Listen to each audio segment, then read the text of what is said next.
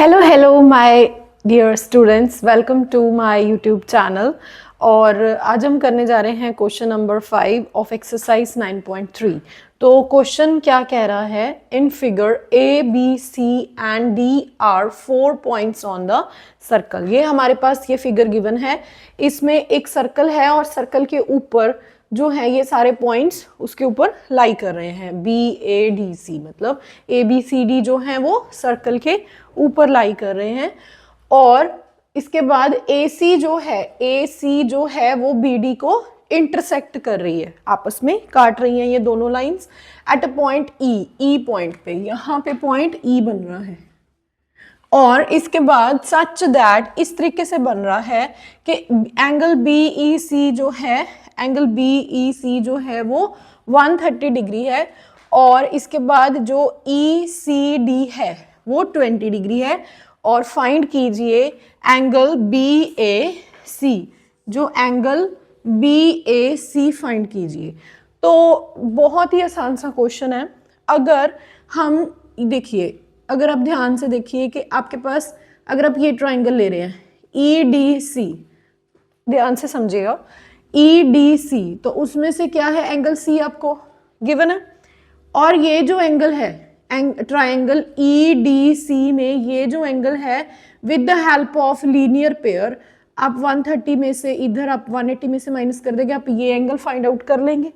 तो आपके पास ये ट्राइंगल के दो एंगल्स फाइंड आउट हो गए हैं। और इसके बाद नेक्स्ट जो है हमारे पास ये third angle with the help of angle sum property हम निकाल सकते हैं। अगर हमारे पास ये वाला एंगल आ जाएगा तो हम इससे ये वाला एंगल बहुत आसानी से फाइंड आउट कर लेंगे, बिकॉज ये दोनों हमारे एंगल्स जो हैं वो सेम सेगमेंट में बन रहे हैं। ये हमारी आर्क, ये हमारा कॉर्ड है, और इधर ये देखिए ये एंगल और ये angle, this angle and this angle is equal, because ये सेम सेगमेंट के एंगल्स हैं। The angle in the circle are in the same segment are always equal. तो इसकी हेल्प से हम ये क्वेश्चन इजीली सॉल्व करते हैं। तो सबसे पहले उतारते हैं इसी को बोर्ड पे।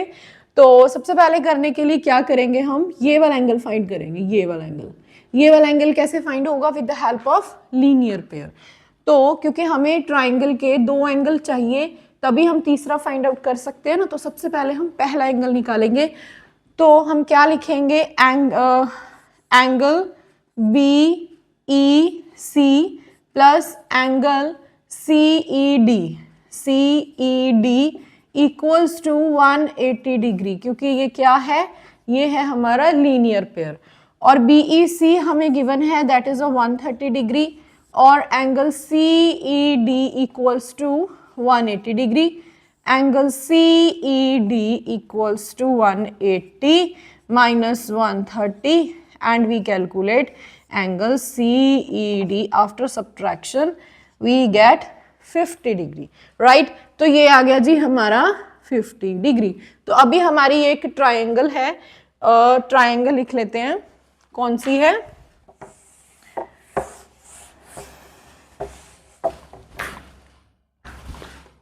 इन ट्राइंगल ई डी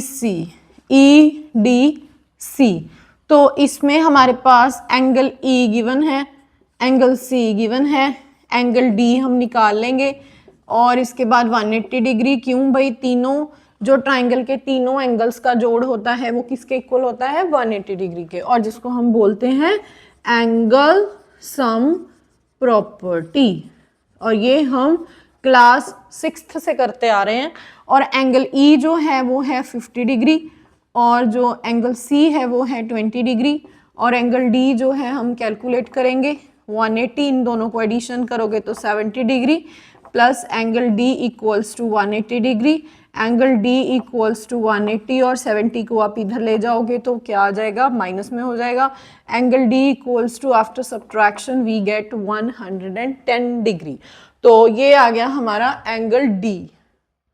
तो जैसे कि क्वेश्चन में क्या पूछा था, फाइंड एंगल बी ए सी, तो एंगल बी ए सी पूछा है, हमने निकाल लिया एंगल डी, पर ये तो पूछा ही नहीं है। तो जैसे कि मैंने आपको बताया कि जो एंगल ए है वो इक्वल है एंगल डी के, क्यों, क्योंकि वो दोनों सेम सेगमेंट में बन रहे एंगल्स हैं एक ही सर्कल में। तो थोड़ा आसान भाषा में हम लिख लेते हैं इसको, सो दैट कि आपको क्लियर हो जाए। जी, तो अभी हम लिखेंगे angle B A C is equals to angle B D C. क्यों है? क्योंकि angles are in same segment. ठीक है जी, तो मतलब angle B A C equals to 110 degree. और ये था हमारा क्वेश्चन नंबर 5 ऑफ एक्सरसाइज 9.3। बहुत ही आसान सा और सिंपल सा क्वेश्चन था।